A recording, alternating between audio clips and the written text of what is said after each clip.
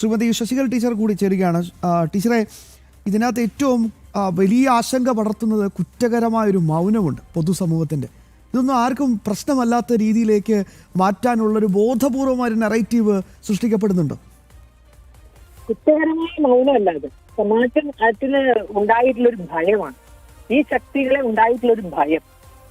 കാരണം ലോകത്തെമ്പാടും ഭയക്കേണ്ടുന്ന ഒരു ശക്തിയാണല്ലോ. അതുകൊണ്ട് തന്നെ ഇസ്ലാമിക ഭീകരവാദികൾ അല്ലെങ്കിൽ ഇസ്ലാമിക തീവ്രവാദികൾ, മതമൗലികവാദികളാണ് മറുഭാഗത്ത് എന്ന് വന്നാൽ അവര് സ്വാഭാവികമായി മൗനം ഉള്ളതുകൊണ്ടുണ്ടായിരിക്കും. ഒരുപക്ഷെ ഫോൺ ചെയ്ത് ഹൈന്ദവ സംഘടനാ നേതാക്കളെ, ഹൈന്ദവ സമൂഹത്തേക്ക് പിന്തുണ അറിയിക്കും. പക്ഷെ പരസ്യമായി പ്രതികരിക്കാൻ അവർ ഭയക്കുന്നു. ആ ഭയം സ്വാഭാവികമായി അവരുടെ പെരുമാറ്റത്തിൽ നിന്നുണ്ടായിട്ടുള്ളതാണ്. നാളെ എന്തായിരിക്കും ഭവിഷ്യത്ത് എന്ന് അറിയാത്തത് കൊണ്ടുള്ളൊരു ഭയമാണ്. അതുകൊണ്ട് സത്യത്തിന്റെയും ന്യായത്തിന്റെയും നീതിയുടെയും ഭാഗത്ത് നിൽക്കാൻ പൊതുസമൂഹത്തിന് സാധിക്കുന്നില്ല. അപ്പൊ അവിടെ ഈ ഒരു ക്ഷേത്രം കൊണ്ട് ആർക്കാണ് ബുദ്ധിമുട്ട്? ഏത് തരത്തിലുള്ള കമ്മ്യൂണൽ ക്ലാഷ് ആണ് അവിടെ ഇതുവരെ ഉണ്ടായിട്ടുള്ളത്? അത് ഇന്നും ഇനി യോ അല്ലെങ്കിൽ അവർ അപ്പന്മാരുണ്ടാവുന്നതിന് മുമ്പുള്ളതാണല്ലോ അവിടുത്തെ ആരാധന. അപ്പം അവരാരാണ് ഇത് ചോദ്യം ചെയ്യാൻ? ഇനി ഇതേ ചോദ്യം ചെയ്യുന്ന ആളുകൾ, ഇതിപ്പോ ഞാൻ മനസ്സിലാക്കുന്നത് ഈ തദ്ദേശവാസികളല്ല, തദ്ദേശവാസികളായ മുസ്ലിങ്ങൾ ഇതുമായി സഹകരിക്കുന്നവരാണ്. ആ ദേശത്ത് നിന്ന് കുറച്ച് മാറിയുള്ളവരാണ് ഇത്രയും പരാതിയുമായി വന്നതെന്നാണ് ഞാൻ അന്വേഷിച്ചപ്പോൾ മനസ്സിലായത്. അങ്ങനെയാണെങ്കിൽ ആ വന്നവരോടൊന്ന് ചോദിക്കട്ടെ, ബാലരാമപുരം ഭാഗത്ത് ഹൈവേയുടെ വികസനം എന്താ മുട്ടി നിൽക്കുന്നത്? അവിടെ നിൽക്കുന്ന ഒരു പള്ളി റോട്ടിലേക്ക് ഇറങ്ങിയിട്ടാണ് നിൽക്കുന്നത്. ഇത്രയും പൊതുബോധമുള്ളവര്, ഇത്രയും പൊതുമുതൽ സംരക്ഷിക്കാൻ, ഇപ്പൊ അവര് പറയുന്നത് ഇത് മറ്റേ പൊതുമുതലാണ്, അതിന്റെ മുനിസിപ്പാലിറ്റി എന്നൊക്കെയാണല്ലോ പറഞ്ഞത്. അങ്ങനെ പൊതുമുതൽ സംരക്ഷിക്കാൻ ഇത്രയും വ്യഗ്രതയുള്ളവര് ഈ റോട്ടിലേക്ക് ഇറങ്ങി നിൽക്കുന്ന പള്ളി കാരണം അവിടെ ഹൈവേയുടെ വികസനം തടസ്സപ്പെട്ടത് അവരറിഞ്ഞിട്ടില്ലേ? കൈമനം ഭാഗത്ത് ഒരു രേഖയും കൈവശമില്ലാതെ, യാതൊരു രേഖയും കൈവശമില്ലാതെ അവിടെ വെച്ച് കെട്ടിയ ഒരു പള്ളി, ആ പള്ളി ഹൈവേ വികസനത്തിന്റെ സമയത്ത് അത് മാറ്റേണ്ടി വന്നപ്പോ അത് അവിടുന്ന് പൊളിച്ചു കൊണ്ടുപോവുകയും അവർക്ക് അതിന് നഷ്ടപരിഹാരം കൊടുക്കുകയും പകരം ഭൂമി കൊടുക്കുകയും ചെയ്തു. ഇതുണ്ടായത് ഈ കേരളത്തിലാണ്. അവരുടെ കയ്യിൽ യാതൊരു രേഖയില്ല. എന്നിട്ടും അതിന് അത് പുനർനിർമ്മിക്കാൻ അപ്പൊ ഒരു ഉഗ്രം വണ്ടി കെട്ടിയത് ആ പൈസ വെച്ചുകൊണ്ട് അതിന് പകരം ഭൂമി കൊടുത്തു.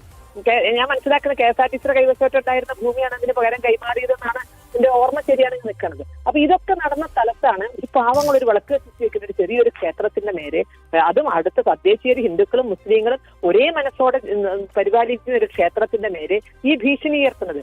SDP എന്തുകൊണ്ട് ഭീഷണി ഉയർത്തുന്നു? അവിടുത്തെ ഹിന്ദു മുസ്ലിം ഐക്യം അവരെ ഭയപ്പെടുത്തുന്നു. അതാണ് സത്യം.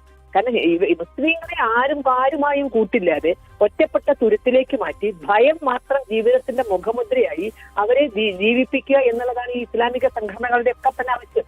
അവരെ ഒരിക്കലും പൊതുസമൂഹവുമായി ബന്ധപ്പെടാൻ ഇവർ സമ്മതിക്കില്ല, പൊതുസമൂഹവുമായി സഹകരിക്കാൻ ഇവർ സമ്മതിക്കില്ല. ആ സഹകരണമാണ് അവരെ ഭയപ്പെടുത്തുന്നത്. അല്ല അവിടുത്തെ ക്ഷേത്രം മാത്രമല്ല, അവിടുത്തെ ഹിന്ദു മുസ്ലിം സഹകരണം അവരെ ഭയപ്പെടുത്തുന്നു. കാരണം അങ്ങനെ സഹകരണം വരുമ്പോൾ അവരെല്ലാം മനുഷ്യരായാലും വെറും മതമൃഗങ്ങളല്ലാതെ മനുഷ്യരായി പോകുമോ എന്ന ഭയം ന്യായമായി ഉണ്ട്. അതുകൊണ്ടാണ് SDP ഇത്തരത്തിൽ എതിർക്കുന്നത്. പൊതുസമൂഹം ഈ പറഞ്ഞ പോലെ തന്നെ ഏത് വിഷയം വന്നാലും മറുഭാഗത്ത് ഹിന്ദുവാണെന്നോ അല്ലെങ്കിൽ ഒരു ഭാഗത്ത് ഇസ്ലാമിക പൗരോഹിത്യമോ മൗലിക സംഘടനകളോ ആണ് എന്നറിഞ്ഞാൽ സ്വാഭാവികമായി ഭയം കൊണ്ട് അവർ പിന്നെ മിണ്ടുന്നില്ല എന്നുള്ളതാണ്.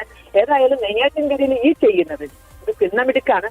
ഇത് രാഷ്ട്രീയക്കാര് പിന്നിലുണ്ട് എന്നതിന്റെ പേരിൽ കാട്ടിക്കൂട്ടുന്നതാണ്. ആരാധന നടത്തിയ ക്ഷേത്രം അത് താഴിട്ട് പൂട്ടുക എന്നൊക്കെ പറഞ്ഞാൽ അതിനനുസരിച്ച് ഒരു സമൂഹം അങ്ങനെ തിരിച്ച് പ്രതികരിച്ചാൽ എന്തായിരിക്കും സ്ഥിതി എന്ന് ഇവരാരെങ്കിലും ചിന്തിച്ചിട്ടുണ്ട്? ഇവരാരെങ്കിലും വിചാരിച്ച സമാധാനം ഉണ്ടാക്കാൻ പറ്റും? അപ്പൊ അത് ചെയ്യുന്നില്ല എന്നതാണോ അവിടുത്തെ ഹിന്ദുക്കൾ ചെയ്യുന്ന കുഴപ്പം? ഒരു നിയമങ്ങളെ അനുസരിക്കുന്നവരായതുകൊണ്ടാണ് അത്തരത്തിൽ അവർ പെരുമാറുന്നത്.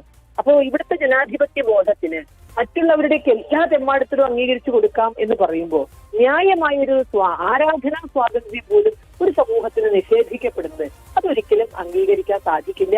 അതുകൊണ്ട് തന്നെ അത് അവിടെ ശക്തമായ ഹൈന്ദവ സമൂഹത്തിന്റെ ശക്തമായ പ്രതികരണം ആ വിഷയത്തിലുണ്ടാകും.